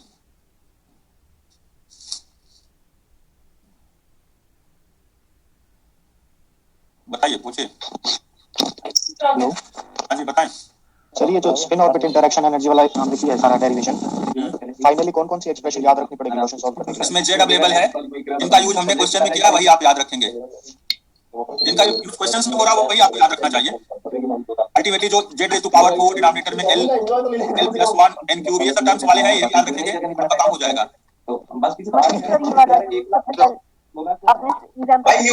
कोई लड़का है यदि कोई अपना भैया बंद पूछो भी। हाँ जी बताएं, बोलें। जो आपने पहले लिखवाया है एग्जांपल से पहले, एक वो वाली याद करनी है और एक ये जो लास्ट में हाइड्रोजन एटम वाला। आपको इतना याद रखना है कि नीचे डिनोमिनेटर में l l + ½ l + 1 single term की क्या वैल्यू होगी, डिफरेंस ऑफ टर्म वैल्यूज क्या होगा, ये दोनों याद रखना है। ठीक है, इन केस अगर इससे आपको क्वेश्चन विदाउट वैल्यू दिखे, अब तो कंपैरिजन आ रहा है, देख रहे हैं आप, हाइड्रोजन पूछा तो हीलियम प्लस पूछ लिया, लिथियम 2+ पूछ लिया। इन केस आपको डायरेक्टली बोल दे कि हाइड्रोजन के लिए कैलकुलेट करके बताओ विदाउट कोई रेफरेंस, तो आपको हाइड्रोजन के लिए 5.84 centimetre inverse into z raise to power 4 divided by n l + ½ l + 1 ये सब याद रखना पड़ेगा, और इससे रिलेट करके ही आप आंसर बता पाओगे। ठीक है, तो एक बार आप देखना इस पूरे के पूरे डिस्कशन को, कहीं आपको लगता है कोई डाउट है तो आप उसके लिए पूछ लेना। एनी हाउ क्वेश्चन कहां से पूछेगा ये तो कोई नहीं कह सकता, लेकिन प्रॉब्लम जहां तक पूछी गई है आज तक वो उतना ज्यादा डिफिकल्ट नहीं है। ठीक है, उतना ज्यादा डिफिकल्ट नहीं है, उसके लिए आपको निश्चिंत रहना चाहिए कि जैसे क्वेश्चन आए हैं, लेकिन हाँ थ्योरी जानना भी मस्ट है, इसके लिए ही हम लोग पूरा डिस्कस कर रहे हैं। सर हाँ जी बोले। सर जैसे मतलब अबव प्रिंसिपल से जो हम इलेक्ट्रॉन्स को फिल करते हैं सब सेल में, लेकिन जब उसको आयनाइजेशन करेंगे तो मतलब सेम सब सेल से नहीं निकलता है ना इलेक्ट्रॉन, वो तो लास्ट से निकलेगा, उसमें थोड़ी डाउट थी सर। अब वो आपको स्पेशल केसेस में 1-2 एक्सेप्शन केसेस भी बन जाते हैं स्पेशली। अभी सर आपने कराया ना क्वेश्चन, जो सेकंड या थर्ड क्वेश्चन कराया स्लाइड में, हाँ उसमें क्या था, उसमें सर Nd+3 का करवाया था आपने। हाँ तो इसमें सर जैसे F में भरा था लास्ट में, मतलब F सेल में भरेंगे, लेकिन जो वो आगे पीछे भी लिख देता है, ऐसा नहीं है कि वो एकदम एग्जैक्टली वही आपको फॉलो करना है। Nd3+ की बात है, इसीलिए फिजिक्स वाले को ये लोग कॉन्फ़िगरेशन लिख देते हैं कि कहीं गड़बड़ ना हो जाए इन लोगों से। ठीक है, अब यहाँ 5s2 है, 5p6 है, 4f3 है, तो 4f3 के लिए 4+3, 5 के लिए 5+0, 5+1, इसकी एनर्जी कौन आउटर मोस्ट होगा? सबसे लास्ट में फिल किया गया F वाला। हाँ तो फर्स्ट सबसे लास्ट में F वाला फिल होगा, तो F के इलेक्ट्रॉन्स ही तो यहाँ ऑप्टिकल इलेक्ट्रॉन है ना, ये तो क्लोज सेल है ना 5s 5p। अच्छा सर, ओके। तो सर आप रूल से देखेंगे तो 5s 5p के बाद कहीं 4f आएगा, क्योंकि इसमें 4f में n+l कितना हो रहा है +3। Yes sir. 5s में 5+0, तो 5+0 तो लोअर एनर्जी हो जाएगा ना, 5+ यहाँ पर ये 5+0 वाला आएगा, फिर 5+1 वाला आएगा, तब कहीं जाकर 4+3 वाला आएगा। अच्छा सर, जैसे इसमें अगर एक और इलेक्ट्रॉन निकालेंगे तो F2 हो जाएगा या P से निकलेगा, P6 से निकलेगा? मेरे अकॉर्डिंग F से निकलना चाहिए। वो कंफ्यूज करने के लिए आपको दे रखा है भाई, वैसा कंफ्यूजन क्रिएट करने के लिए। आप अगर लिखते तो 5s पहले लिखते 5p, आपके अकॉर्डिंग ये होता ये 4f3। Yes sir. ये क्लोज सेल, ये क्लोज सेल, और जो आउटर मोस्ट सबसेल है वो सबसे बाद में लिखी जाती है। हमारी जो मैथमेटिक्स है या हमारी जो केमिस्ट्री है वो ऐसा बोलती है, n+l के अकॉर्डिंग लिखना है, तो सबसे आउटर मोस्ट सबसेल से ही इलेक्ट्रॉन निकलने का हम लोगों को मेथड बताया गया है। ठीक है, लेकिन एक्सेप्शन केसेस में हो सकता है अंदर के इलेक्ट्रॉन्स भी कहीं निकलता है, तो exceptional cases manganese, chromium, iron, zinc, copper, कुछ 3D सबसेल्स में ही आते हैं वो, मतलब जिसको हम डी ब्लॉक बोलते हैं। हाँ जी बोले। सर जो इसमें जो आपने ये जैसे सोल्व किया ये वाला क्वेश्चन, सर इक्विवेलेंट और नॉन इक्विवेलेंट दोनों के लिए शॉर्टकट मेथड यही वाला है ना? कौन सा? जो आपने यही 65 क्वेश्चन में जो आपने सोल्व किया है, इसमें इक्विवेलेंट और नॉन इक्विवेलेंट इलेक्ट्रॉन्स दोनों के लिए शॉर्टकट मेथड यही है ना सर? भैया मैंने नॉन इक्विवेलेंट तो यहाँ लिया ही नहीं है, तो इक्विवेलेंट के लिए ही रहेगा। ये जो मैंने अभी मेथड बताया है ग्राउंड स्टेट टर्म डायरेक्टली निकालने का, ये तो तभी होगा जब एक ही सबसेल के अंदर 2-3 इलेक्ट्रॉन 4 इलेक्ट्रॉन रहेंगे। यहाँ दूसरा सबसेल कहाँ से इन्वॉल्व मैंने किया है क्या? तो सर वो शॉर्टकट मेथड यही होगा ना जो आपने बताया? शॉर्टकट मेथड ये मैंने only for electrons in one orbit one subshell के लिए, जैसे यहाँ F सबसेल के अंदर 3 इलेक्ट्रॉन्स थे, तो मेरा वैल्यू सेम था, ml वैल्यू पर मैंने कैलकुलेशन कर लिया। वहां तो l वैल्यू भी डिफरेंट जाएगी ना, 2 सबसेल 3 सबसेल लोगे, 3p 3d 3f साथ में ले रहे हो, तो शॉर्टकट वहां कैसे हुआ? ओके शॉर्टकट तो ये तब है जबकि ऑर्बिटल इलेक्ट्रॉन्स एक ऑर्बिट के अंदर या एक सब के अंदर हो और वो ऑप्टिकल इलेक्ट्रॉन जितने भी हैं वो एक इक्विवेलेंट कॉन्फ़िगरेशन में ही अवेलेबल हो, जिनका ml/ms वैल्यू किसी करस्पॉन्डिंग स्पिन और l वैल्यू के करस्पॉन्डिंग आता हो। यहाँ l वैल्यू 3 थी, 3 वैल्यू थी +3 +2 +1 सब हमने ऐड कर लिया। Okay sir. सर इससे पहले वाला क्वेश्चन बता दो, क्या था वो? थर्ड क्वेश्चन था सर, इससे पहले वाली स्लाइड में हाँ? सर उसमें पोटेंशियल एनर्जी निकालनी थी सर। उसमें आपने ये जो plus GsE/2m SZB cos theta के बाद जो आपने MS/H का किया सर, ये कैसे लिया? मैं ये बोल रहा हूँ कि जब भी दो वेक्टर्स आप लेते थे, दो वेक्टर मान लो आपको बोला जाता था A.B निकालना है, तो मॉड A लिखते थे ना, मॉड B लिखते थे, लगाते थे। मॉड B यहाँ पर MS की अगर मॉड की बात करें तो MS के मॉड की वैल्यू क्या है? ओनली हाफ है, स्पिन तो हाफ है। अब इसका ओरिएंटेशन इसे प्लस हाफ या माइनस हाफ बनाता है, जो कि cos थीटा के साथ इंक्लूड करने पर आता है। ये cos थीटा इंक्लूड करने पर ही तो बनेगा, है ना। अगर आपको इसमें कुछ प्रॉब्लम लग रही है तो मैं आपको और अच्छा सिंपल सा मेथड बता देता हूँ। बता दो सर।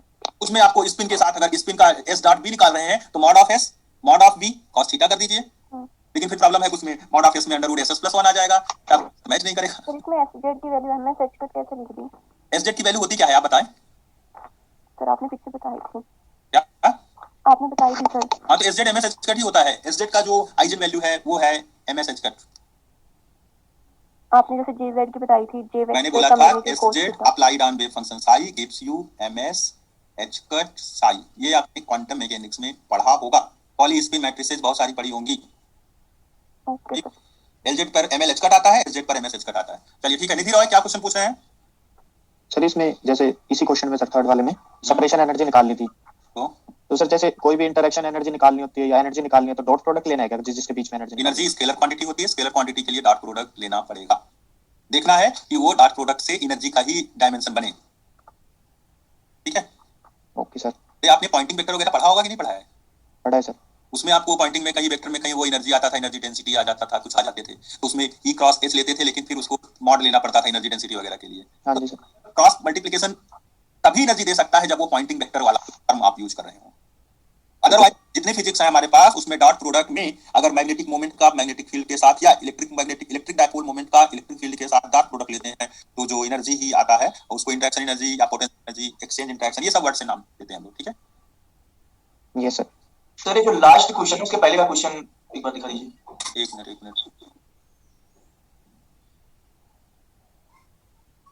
ये क्वेश्चन ये वाला 26 13 नंबर क्वेश्चन करके है। कौन सा? 13 assignment to 13 number question. Yes sir. बताएं सर एक मिनट सर, बस इसका इमेज लेना है। पूर्णिमा आप है सर सेकंड स्लाइड शो कर दीजिए। सेकंड स्लाइड मतलब फिर से पहले पेज पे चले जाएं।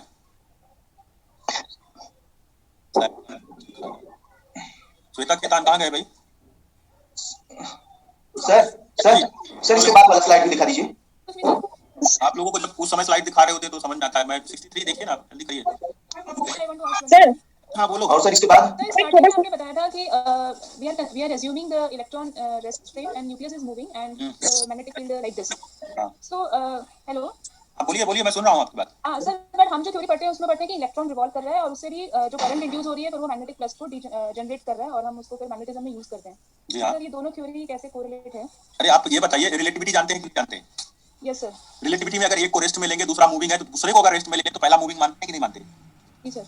तो वही थ्योरी यहाँ पर अप्लाई किया है। पहले ही लिख दिया है कि in the rest frame of electron nucleus is revolving, और वो हम लोग सन और अर्थ के बीच में हम लोग पहले से ही जानते हैं theory. Okay so both theories are correct means. दोनों थ्योरीज करेक्ट है। एक्चुअली यहाँ पर न्यूक्लियस के मोशन को दिखाकर करंट फ्लो करा के जहाँ इलेक्ट्रॉन है वहां पर उसकी स्पिन मैग्नेटिक मोमेंट्स के साथ इंटरेक्ट करने के लिए एक मैग्नेटिक फील्ड को हमने कॉन्सेप्ट में लाया। Okay sir. ठीक है, thank you sir. Hello sir एक लास्ट क्लास का एक छोटा सा डाउट है। बोलिए। सर जैसे आपने बताया कि मतलब इक्विवेलेंट इलेक्ट्रॉन सिस्टम में मतलब 2p4 है मेरे पास, तो हम इसका स्पेक्ट्रोस्कोपी टर्म लिखेंगे तो आपने कहा कि उसका मतलब नॉन इक्विवेलेंट टर्म बना लेना। जी तो हाँ। सर मैं इसका ना n और l कैसे लिखूंगा? मतलब नॉन इक्विवेलेंट मतलब n और t को l करना है मेरे को, तो कैसे कर पाऊंगा? इसका 2p4 का, हां 2p4 का n का वैल्यू तो 2 है और p का p है तो l का वैल्यू 1 नहीं हुआ। हां 1 मतलब नॉन इक्विवेलेंट में कैसे करेंगे? भाई 4 इलेक्ट्रॉन है, 4 में 2 इलेक्ट्रॉन पेयर्ड हो जाएंगे, 2 इलेक्ट्रॉन्स अनपेयर्ड रहेंगे, उन्हीं का निकाल लीजिए, कैलकुलेशन कर लीजिए। कैसे सर समझ में नहीं आया। भाई 4 इलेक्ट्रॉन है किसी ऑर्बिट के अंदर, हां तो 2 इलेक्ट्रॉन्स तो पेयर्ड होंगे ना p सबसे पहले। हां सर 2 इलेक्ट्रॉन एक दूसरे का इफेक्ट नेगलेक्ट कर देंगे, जीरो कर देंगे, 2 इलेक्ट्रॉन बचेंगे। वो जो इलेक्ट्रॉन वही है जो कि 2p में 2 इलेक्ट्रॉन्स थे। अच्छा सर 2p में 2 इलेक्ट्रॉन्स थे ना, हां सर तो अनपेयर्ड इलेक्ट्रॉन ही प्रॉपर्टी बताने में यूज होता है। इसलिए मैंने हर सबसेल के अंदर एक एक इलेक्ट्रॉन पैरेलल स्पिन का रखकर हाईएस्ट एमएस वैल्यू निकाली। तो अगर 4 इलेक्ट्रॉन रखोगे तो 4 में एक का एमएस प्लस हाफ, एक का माइनस हाफ रखना पड़ेगा और वो 0 हो जाएगा। तो उसको नहीं ले तो ज्यादा बेटर है ना। Okay sir. इसलिए 4 इलेक्ट्रॉन की जगह 2 ही इलेक्ट्रॉन लिखकर कैलकुलेशन कर लेते हैं। और इसीलिए मैंने पहले ही लैंग्वेज में भी लिखवा दिया था कि आपको ज्यादा परेशान होने की जरूरत नहीं पड़ती अगर आप ये भूल जानते हैं तो। अदरवाइज आप 4 इलेक्ट्रॉन लेंगे, एमएस वैल्यू का समेशन करेंगे तो 3 इलेक्ट्रॉन के लिए प्लस हाफ, एक के लिए माइनस हाफ, 1 ही आएगा एमएस। एमएस 1 मतलब स्पिन 1। Okay sir. ठीक है। सरला 1 स्लाइड 1 लेट से उठने वाले बच्चों के लिए। ये है स्लाइड 1 मेरा। ये सब आपने अटेंड किया हुआ है, पहले क्लास में ही क्वेश्चन डिस्कस हुआ था पिछली क्लास में। और किसी को कुछ पूछना है तो बोले। Sir second slide. आज की क्लास का मेरा सेकंड स्लाइड ये है। Thank you sir. चलिए क्लास ओवर हो गई। थैंक यू सभी स्टूडेंट। Thank you sir. जी वेलकम।